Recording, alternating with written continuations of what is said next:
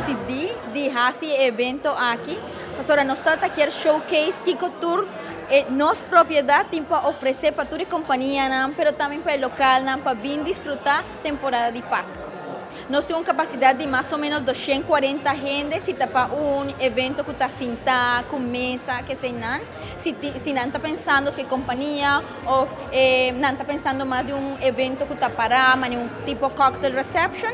E agora nós lo por carga até com 260, 270 gente, pero também se tem grupo chiquito, companhia pouco mais pequeno, definitivamente nós também por acomodar esse. Mas nós ballroom por gordo dividido em 3, onde cada secção está carga até 60, 70 pessoas.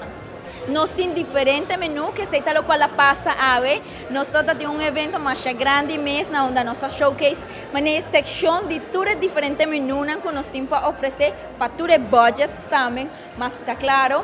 Então, nós mostramos que nós temos a yaca, nós temos ham, nós temos calacuna, nós temos uma secção de dessert mais grande mês. Además de esse, também nós temos um seafood station que é sensação e, obviamente, um carving station também mais bom equipado.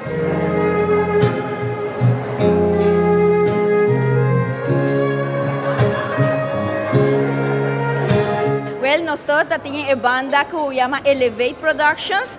Então, nós temos sampler de diferentes artistas que Aruba tem, saxofones, violin player, nós temos uma banda de 2, de 3, de 4 gente. De verdade, nós temos repertório muito amplo, onde nós podemos mostrar todo o qual é tipo de música que nós podemos tocar também. Mas está claro, nós está claro para começar a reservar. Nós temos hobby fecha ainda a abrir.